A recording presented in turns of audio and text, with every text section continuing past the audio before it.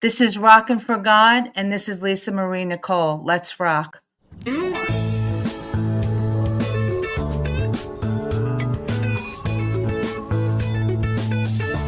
There's a light at the end of... Good afternoon, everyone. Welcome to the award-winning Rockin' for God podcast. I am your host, Lisa Marie Nicole. Today is Sunday, November 23rd, and I have a great show for you tonight. But first, I have a few announcements. Rockin' for God show is brought to you by the Four Persons Network and Lisa Marie Nicole Music. I have a book signing on Friday, December 5th at 10 a.m. at Lake Regions Library in Inverness, Florida, if you're in the area. My new song, Make the World a Better Place, will be released in January. I don't have a date yet, but when I do, I will post it. Today's prayer list is for Janet Giesling and John Drummond. Please keep them in your prayers. Next week is my live Advent show. I will sing live music and have on a few guests. I have John Benko and Terry Delp from the Four Persons. They will be on to talk about the meaning of Advent. And stick around at the end of this week's show because I'm going to play one of my award-winning songs at the end of the show and the video. So now, let's start the show. And I have a great guest on for you today, and I'll be right back. I know you're there, God.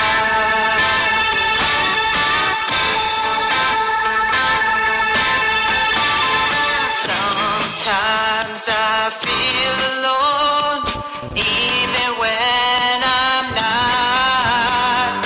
All the troubles in the world, I think. Hey everyone, welcome back to the show. I just wanted to let everybody know if you have any issues with this stream, if like there's something that's not right, you're not hearing it right, just please put in the comments section so I'm aware of what's going on. Sometimes there's glitches and it doesn't work right.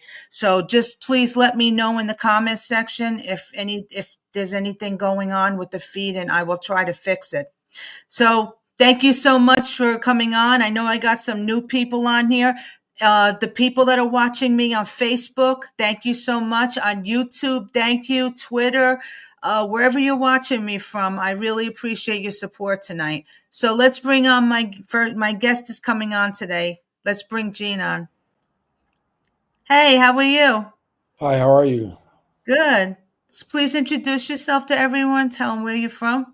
Yeah, my name is Gene Copley. I'm the drummer for 3 Days in the Grave, and I'm from Los Angeles, California. That's really good. We're across the world, you know that, right? I'm in Florida. You're in California. That's pretty far distance. Oh yeah, How's the weather out there? it's a little windy, cold. It rained for a few days out here, but now we just have clouds and it's pretty windy, but not too much, and a little cold. But What's cold? well, to us, cold is like I would say 50. 50, yeah. I'm It, same thing in Florida, it it's usually like, gets it usually gets in like the 70s or 80s here, sometimes hotter than that. You know. yeah, I have family out in California. They're in Northern California. Nice, yeah. So I know the weather is crazy like it is here actually. Oh yeah. So I've been looking forward to having you on because I know you're with the Christian rock band, Yeah. and so I wanted to ask you. I'm going to ask you a couple questions. I know you're a drummer with the band, right? Yes.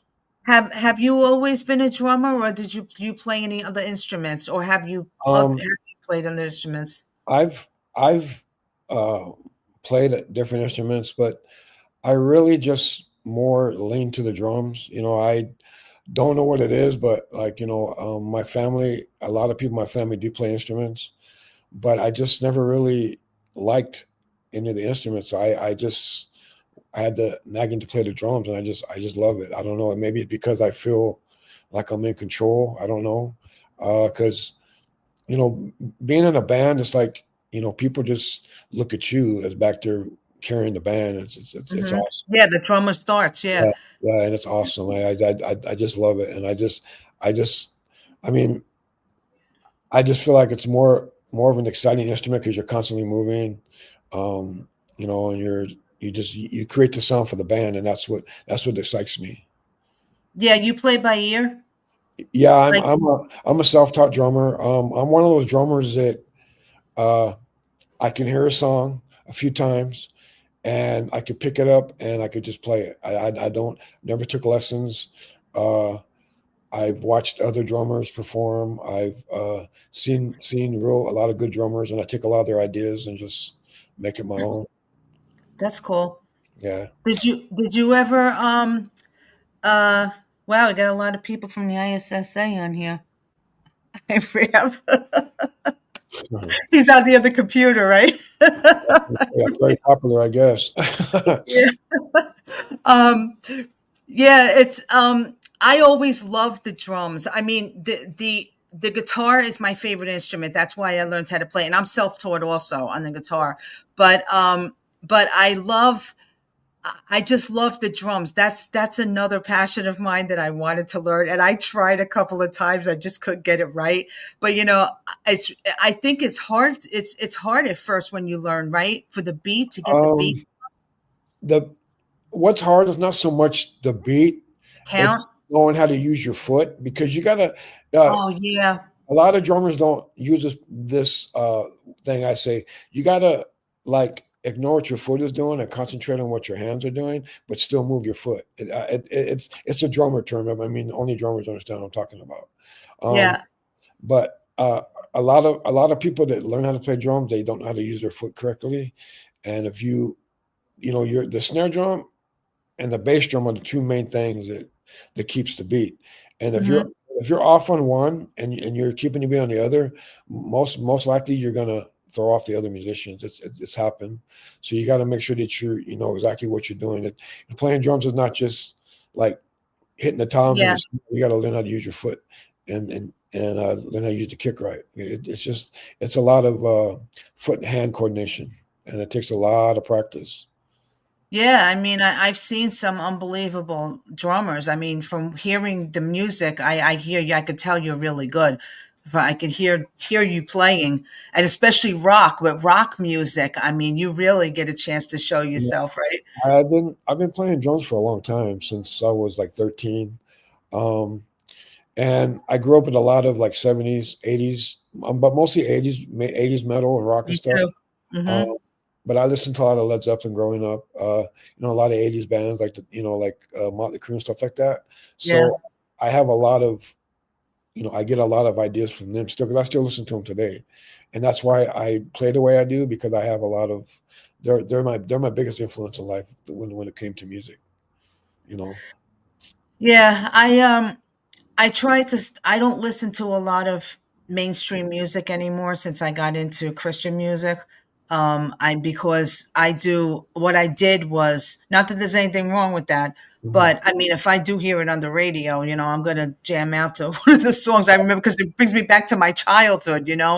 But but I stopped listening to a lot of it because I write my own music now, and Mhm. I try to. I have my own style, and that's how I get my fans because they like my style is different. So that's how, when you wind up with your own fans when you start creating or you have your Right. own style You're that right. people follow, right? Right. And that's why, I when I started listening to him, I was like, you know what? I love 80s rock and I love 80s. I Uh, love rock in best. general. And Best. I says my voice fits this music, so maybe I can stay within the rock genre, but just do it with Right. Christianity, you know? And that's what you guys did Hmm. with your We band. we're, we also listen to secular music, but not a lot. A lot of people need to understand that the Lord goes by what your heart is. I mean, if music is very powerful. It's how you. I mean, if you worship the music, then to me that's a sin. But like everybody has, something that they like in life. But we wanted to show people that you could listen and do Christian metal or Christian rock and still be a Christian. You don't have to just be like, praise and worship music. You can do other genres of music as long as it doesn't glorify Satan. You know what I mean? So we actually did that, and people love it. And we have a lot of people say, "Man, you guys are very dark for a Christian band. You guys are very dark for a Christian band." And we are very dark. Yeah, we have some stuff. What you're gonna play, we have darker stuff than that. But it's all Jesus. It all talks about Jesus. There's Jesus in our videos. There's nothing that glorifies Satan. It's all talks about Jesus. Because we don't, none of us are following Satan. None of us do anything like that. All of our music has a message to it, which is it actually catches a lot of people, and they love it. We have people telling us all the time, your music has helped me. Your music has made me think twice about, wondering if I want to be with the Jesus, you know what I mean? So people have said things like that to us, and then people actually gotten saved through our music. That's great. That's great. That's what it's about, the message Right. that you're sharing, and like I said too, you have a lot of the younger generation that follows rock. They like metal. They like, so if we could bring them over from mainstream to listen to Christian rock, metal, whatever, it's the message that we have to, come across to them, because to bring that younger generation into us, if that's the type of music that they like. Right. So, that's what, a lot of us are doing. I mean, look at Skillet. I'm sure Mm-hmm. you know what Skillet is. That's what it is. Look at Striper. Striper is still Right. around. People used to call me, a friend of mine used to call me a Catholic striper. Striper has a lot of fans right now. They're like one of the most popular bands out there, and they're I know. still. And they came back. Yeah, they're back. I don't know how old these guys are.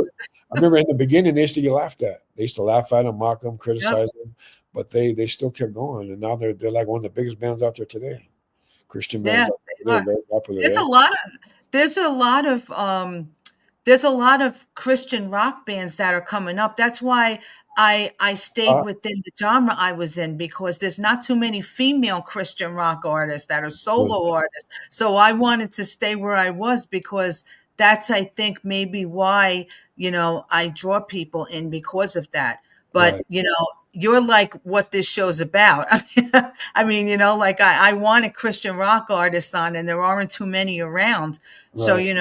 I do have some coming up, but I'm glad to have you on today. And I wanted to ask you, do you write music also? You do, right? Um, I wrote a couple songs with Robert. Matter of fact, Mary Magdalene is co-written by me. Me and Robert wrote it.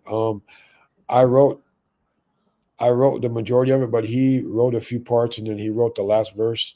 But he wrote the Hmm. music, but the lyrics we wrote together. Me and Robert Tyler wrote it together.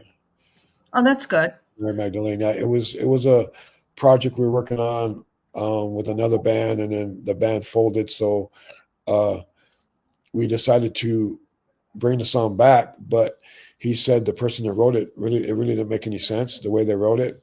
So he just rewrote it to make it sound a little bit better, because me and the person wrote it together, but it didn't make any sense. So me and Robert wrote it. We actually rewrote the song to make it sound better. Is what I'm trying to That's say. good. Do you Yeah. write the music for it too? You write the music? Um, I would like to say I'm more of a composer. I don't really write music. Okay. Yeah. That's okay. I mean, it's the lyrics are really the most important part of the Yeah. song. I mean, you could put any kind of melody you want to a song, but it's a message that, Right. with Christian music, at least, I think that, I mean, that's what the whole thing is about. That's why people listen to Christian music, is to get the message, to hear Mhm. the message, I mean, you could listen to any other type of music, and a lot of music out there, like mainstream's about dumping your girlfriend and go, you know, doing things that don't apply to me, and that's not what I'm trying to get across to people, especially the younger generation. What we're trying to do basically is we're trying to preach the word, but through music. But a lot of people, when they listen to secular music, a lot of them get depressed. They want to go to drugs or alcohol. But we want to let them know that that's not the way of life. That Jesus is the way, and you don't have to be perfect to be a Christian. We all make mistakes, and some people worship God through rap music. Some people worship God through Christian country music. Hmm. We just happen to do it through Christian metal. We, because we know what people like, and we played the Whiskey a Go Go several times, and we've had people say, "Man, you guys are dark for a Christian band. You guys are really dark, but we love Yeah. it. We love it." And they kept coming back because they liked it. They said it actually drew them. Our music drew them back to us, and that's what we like. Listen, you're talking to a former metalhead, okay? I mean, before I started getting into this, I was at the Queen's Reich and Motley Crue and everybody else, so I understand who you're talking about. All that stuff growing up. I seen them on the Sunset Strip. My girlfriend lived down the street from Vince Neil. We lived in Redondo Beach out here in California. I know those guys very well. I've seen a lot of bands. Guns N' Roses, I've seen them on the Sunset Strip. Seen them all, well, where you live, you probably see everybody. 'Cause back then though, you would see those guys like walking down. You don't see that no more, but you would see those guys walking down. Back in the 80s, you would see them walking up and down the street. You know what I mean? They were different. People are like, wow, who are those guys? They don't do that. You don't see that no more. It's not like that. Let me play one of your songs right now. I'm going to play Gold Can't Buy first. So this song, did you write this one? Did you have any? No, Robert wrote it. Robert wrote it. Yeah, okay. The first part of the bass line, that was Greg's idea. Greg wrote that part. Okay. All right, we'll come back. This is Gold Can't Buy by 3 Days in the Grave.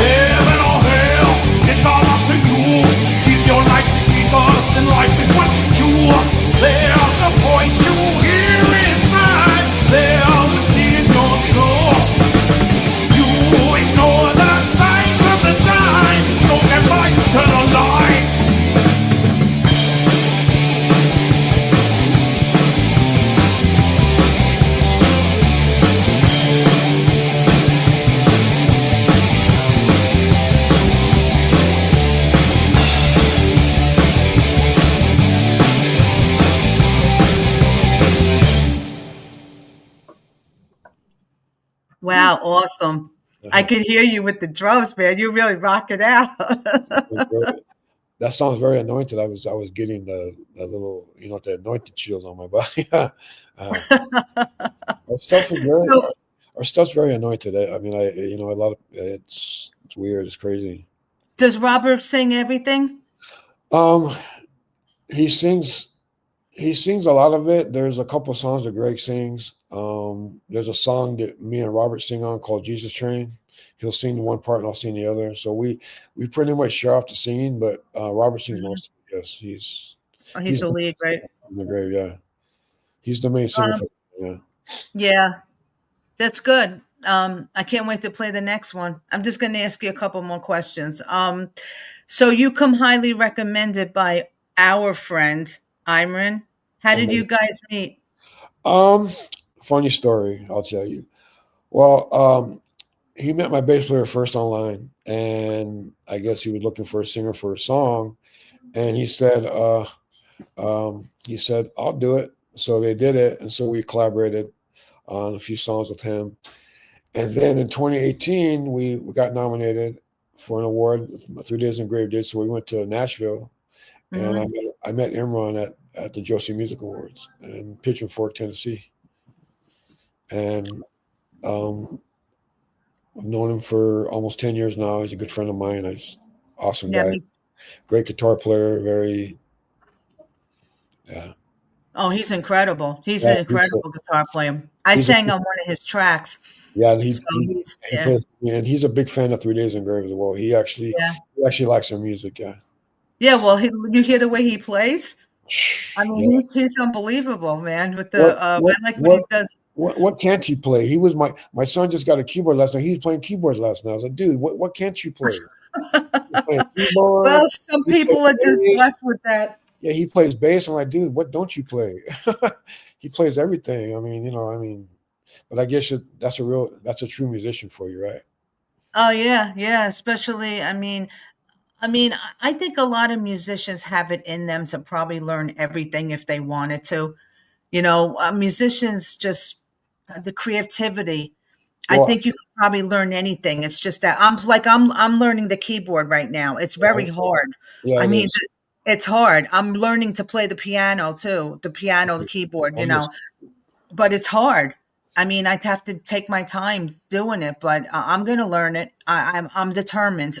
I didn't know nothing about Imran when I first heard about him. I was kind of skeptical. I was like, why is a guy from Pakistan want to play music? Was he going to play sitar? I didn't know he played metal guitar. And then Greg was like, no, listen to this. So Greg played something. I was like, oh my God, this guy's phenomenal. I said, yeah, I'll love to be in one of his videos. But I really thought he only played sitar. I had no idea who the guy was. But I he's met him at the ISSA. That's how I met him. I met him at the Josie Music Awards in 2018. He's a great guy, man. I mean, he's like a real good friend of mine. I really love the dude. Yeah, I enjoy working with him. I really do. yeah, he's a lot of fun to work with. He is to collaborate. So, speaking of collaborating, I heard you have something you want to tell everybody. Yes, for everybody, this is big news for um, everybody. Me, Emron, and my bass player are putting a project together. It's in the works right now. We already have our singer. The name of the band is called Light in the Darkness. Um, it's all the songs have a message. It's not real preachy like 3 Days in Grave stuff, but all the songs have a message. Our lead singer is name's Natasha. She has a great voice. First thing she told us was, "I won't sing nothing if it glorifies the devil." And that's we said, "Okay, that's you're in because that's what we want." And we have our first gig already lined up. We haven't even practiced yet, but we got our first gig already lined up at Hard Rock Cafe. So yeah, we have a new project coming out. So look out for that. It's called Light in the Darkness. Cool. So, Yeah. you're not going to be with 3 Days in the Grave No, anymore? no, I'm still with 3 Days in the Grave. What the thing is, all of us are venturing out. Greg has a solo project. Plus, he's in another band too. Hmm. Plus, he's in a Black Sabbath tribute band he does once a year. So, and then my guitar player Robert, he does acoustic stuff. So we're all trying to. We're not leaving 3 Days in the Grave. We want to venture out and do. Yeah. We want to make a name for ourselves. So like people won't just know us as, oh, you guys are just in 3 Days in the Grave. We want to be known as the guys from 3 Days of Grave to play with other musicians. You know what I mean? So we Yeah, want I to. know a lot of bands do that. A lot of band Yeah. members do that. Sometimes you get burnt out of the same thing. Yes. I'm not saying I'm burnt out of my band because I love my band. I love my bandmates. But sometimes you get burnt out and you want to do new things. You know what I mean? And so with Imran being here, he's got some good ideas, and he asked me if I would play with him, and I said, yeah, I'll play with you. And he likes the way I play my drums. He loves it, and I give credit to God. It's not me. To me personally, I don't know how to play. God plays through me. Mm-hmm. Whatever talent I got came from Him anyway. So we have 3 songs already. We're going to be doing 2 originals and 1 cover. We're going to be doing that. We have our first gig. It's going to be at the Hard Rock Cafe in Hollywood, but we don't have a Wow. date. We don't have a date yet because we have to get the songs practiced, and we want to be perfect. We don't want to go on it with half stuff. So yeah. Speaking of 3 Days in the Grave, when did you join that band? Did you put it together with them, or you just joined when they were already together? Okay, here's a story behind 3 Days in the Grave. I've known Robert Tyler since 1985. He's a good friend of mine, my whole life, and he was looking for a drummer back then, and we messed around and didn't go nowhere. So we lost contact with one another, and then back in 2000, he found me again, and we started doing acoustic coffee shop gigs. We weren't even doing rock and roll yet, and we were a totally different band. We were called Zoe Now, but no one knew what Zoe Now meant. You know what I mean? So when we started doing rock and roll, it was back in 2006 or 2007.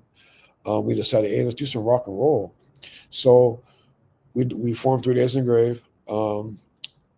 So 3 Days in the Grave has actually been a band since 2006. But me and Robert's been doing music since 2000. Wow. I've known him since I was 16, since 85. So that's like about 40 years now I've known him. But 3 Days of Grave has been around since 2006. We've been through several bass players. We finally found the guy that fits. But before the pandemic, we were playing everywhere. We were gigging like every month, twice a month sometimes. We played the Whiskey A Go-Go. We've headlined it twice. I've opened up for a lot of famous people. I mean, a lot of famous musicians from the 80s and and beyond that. So that's great.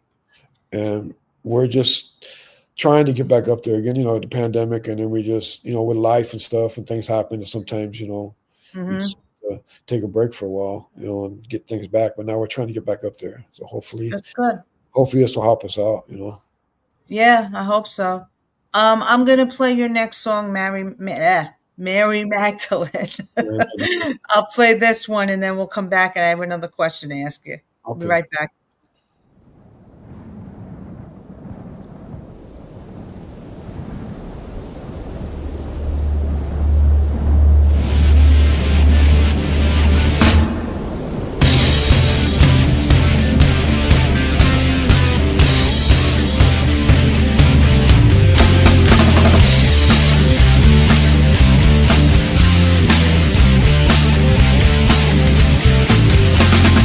Jesus has 7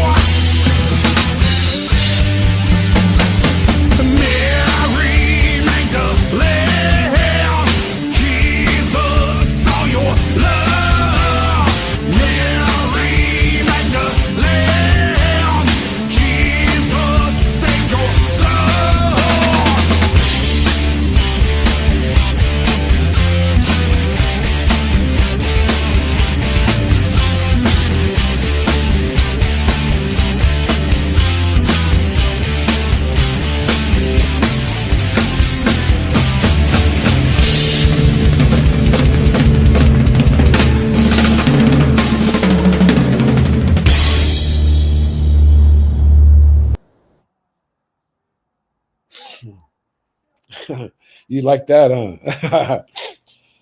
Hold on, I had to unmute myself. Yeah, Yeah, that was pretty cool at the ending. Yeah, I like that. That was good. That was a good song. It's yeah, I'm bringing me back to the 80s.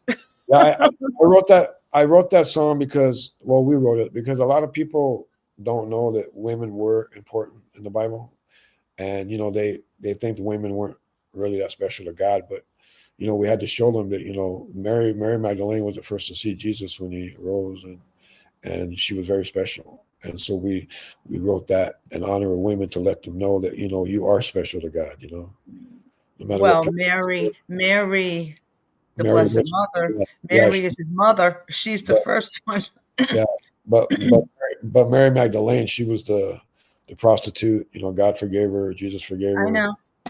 So that's what the song is really about. But we, a lot of a lot of people think that women weren't that important to God, but yeah, yes, they were. And Mary Magdalene was a perfect, and Jesus' mother and Mary Magdalene were the two perfect examples of how important women were to God back in the day. Because Hmm. he used Mary Magdalene to go tell his disciples that he has risen. You know, Yep. yeah. Some people believe she was actually like a distant disciple, but Um, they I were all men. So, but I heard that too, but I don't. No one really knows because we weren't around back in the Bible days. We don't know what but all I know is that very she was very evil, very she was a prostitute, and God cast the demons out of her, and he uh, he forgave her and told her to go sin no more, and then it's just a perfect example of how God just doesn't. He looks at us with like we're perfect to him, you know what I mean? But we know we're not, but like to him we're perfect, you know. well, I mean, that's what he's for. I mean, none of us are perfect. He's the only one that's perfect. Right. We can't. So that's why we need Jesus because none of us are perfect. But we're us as humans, as sinners, we're not perfect. But No, Jesus looks at us as perfect. You know what I mean? But we still got to ask for forgiveness because of we, course.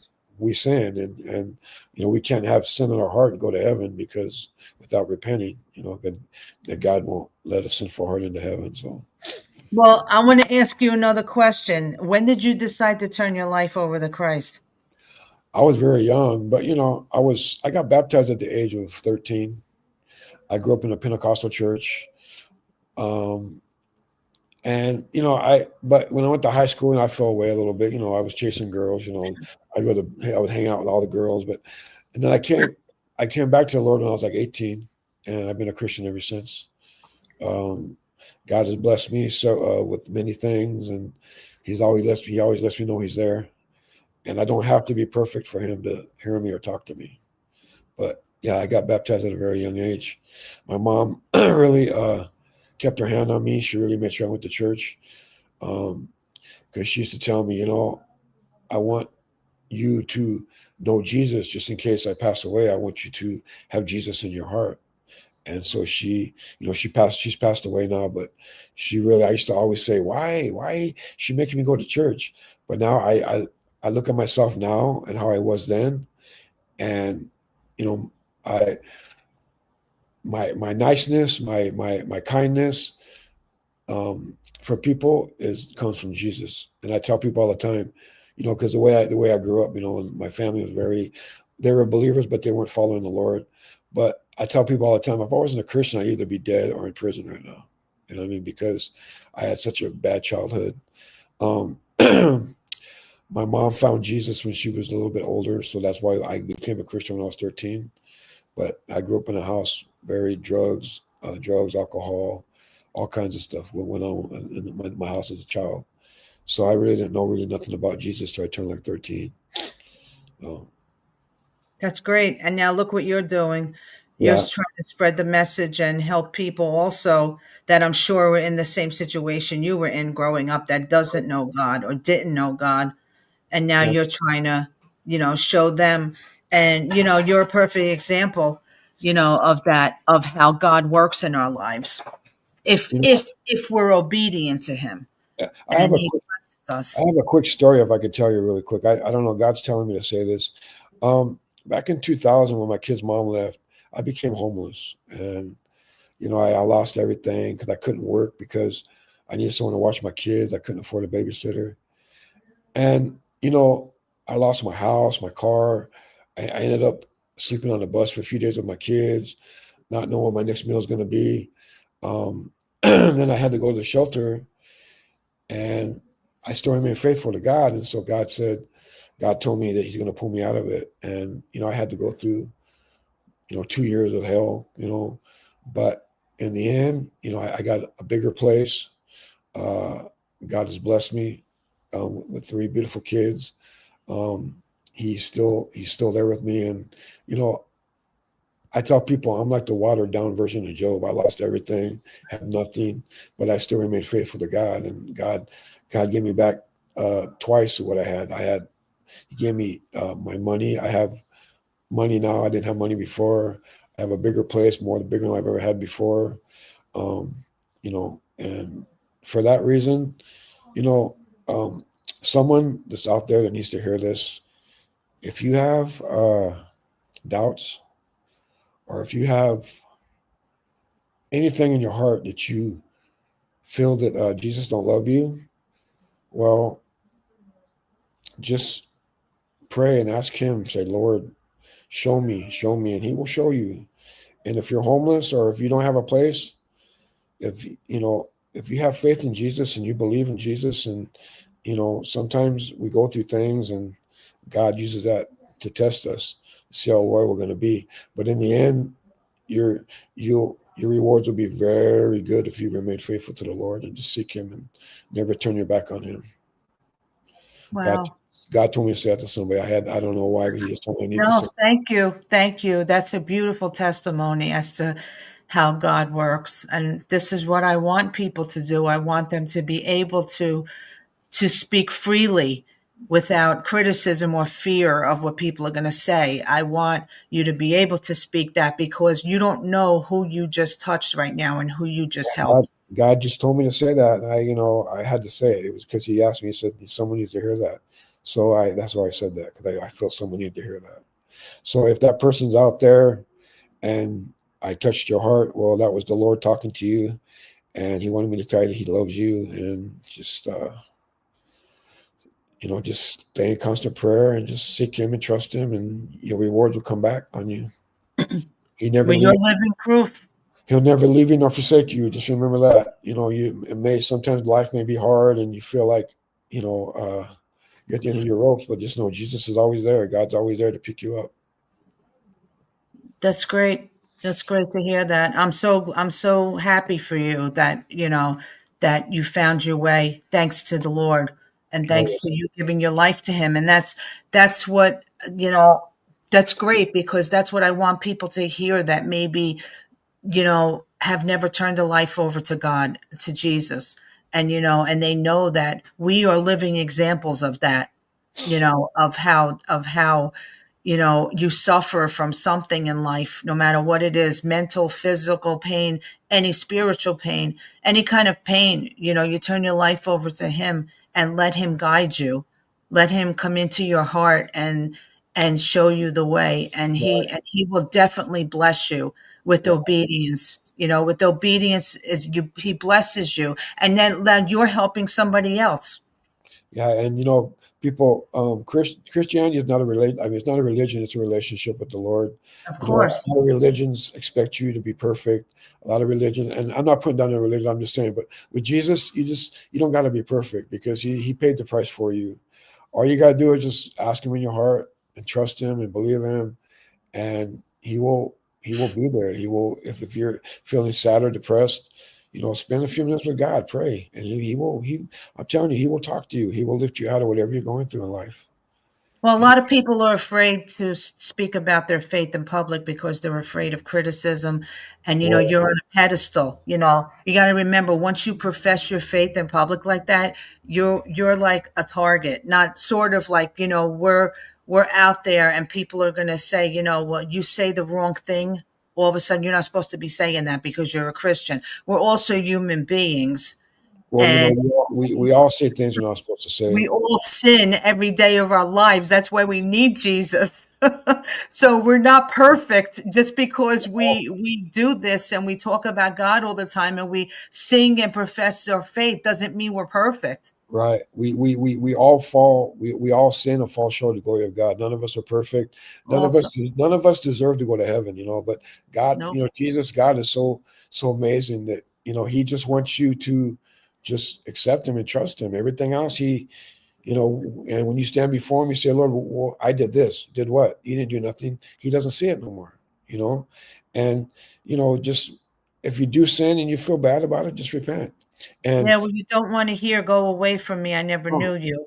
yeah, and you don't want to, you know, and you know, Lisa made a good point. Don't listen to what people say about you. If you're a Christian, okay, you know, admit it because those people there, you know, they have to stand before God. If they put you down for your beliefs, they got to stand before God for that. They're gonna have to stand in judgment for that. You just keep walking in your faith and walking in your spirit, and if you just want to praise the Lord and you know, and if someone says, "Oh, you're funny because you're praising God," or "Oh, don't praise God because He's not real," I mean, look at the earth, man. These trees and everything, these birds, these animals, they all came from somewhere, you know. And you and we were all made in God's image anyway. So it's like, you know, so don't care what people think about you. I mean, I get criticized all the time. Oh, you're in the Christian band. Oh, you're funny. You guys are stupid with those hats on. You guys shouldn't be Christian playing that kind of music. I went to a church one time and we were doing that kind of music at a pastor's party, and he was a big metalhead. And the guy said, you guys are singing devil music just because of the music. So see, I get criticized too. You know, playing my. Sometimes I do. Sometimes people criticize me, or sometimes they like it, but I still keep going. I don't let people's emotions bother me with what I believe because they didn't die on the cross for me. Last I looked, they couldn't walk on water or raise the dead. You know what I mean? That's true. So you just have to just keep pushing on. Don't let nobody get you down or anything because you know to God, to Jesus, you're perfect, and He loves you no matter what you're doing or no matter what you've done. Just you know, He knows your heart, and just take one step ahead of you and just keep your head up and keep praying. Amen. Amen to that. I want to thank you so much for coming on. You're welcome. What a great testimony. And I really hope that this is going to be shared everywhere. So somebody somewhere is going to, I know, hear this and is going to appreciate it. And you know, you never know how many people will look for Jesus and start following God because of this. So I want to thank you so much for coming on. Just real quick, just tell everybody where they could find you and your music. Um, well, we're on Spotify. It's the number 3 Days in the Grave. We're on YouTube as well. Apple Music, iTunes. Um, we have there's a thing called Reverb Nation. We're on there. They can find us Mhm. on there as well. If you want to know anything about 3 Days in the Grave, we're working on a website right now, but we do have a personal Facebook page. A lot of information about 3 Days in the Grave is on there, and I have my own. So you could, you know, if you want to know anything about the band, you can DM me or you could just leave a message and whatever. But you can find us on those platforms. And Okay. Thank you so much, Gene. I really appreciate you coming on. And but I do want to, but I do want to say that we have a show coming up. If anybody's here in the LA area, we're going to be at the Long Beach Rescue Mission, performing there with a few other bands for the homeless people, and they're giving away food. So if you have nowhere to go this Thanksgiving and you need to be with people, I'm not sure the address, but it's called the Long Beach Rescue Mission. It's in the city of Long Beach. So everybody's welcome. Bring your family. that's Um, great. so and they'll give you food. Well, that's good. That's really good to do for people. So many people that have no place to go on Right. Thanksgiving. But that's good. I'm going to pray for you and your band and for your new band that you're starting. And I hope everything works out for you. And maybe you could come back again next year, you know, sometime and talk about what's new in your life and everything. Yeah. So just I like that. I like that. okay. Thank you so much. To have a blessed Thanksgiving and You too. Merry Christmas also. And keep in touch. I'll talk to Well, you. I will. Thank you. God bless you. God bless you. Hey guys, I hope you really enjoyed that show as much as I did. I was really touched by that, and just look if you really like their music. I know some people aren't into heavy rock or anything like that, but if you are, just listen to the message. That's the most important part. And look up 3 Days in the Grave, and you hear the unbelievable drummer that Gene is, and hear the music that I played tonight.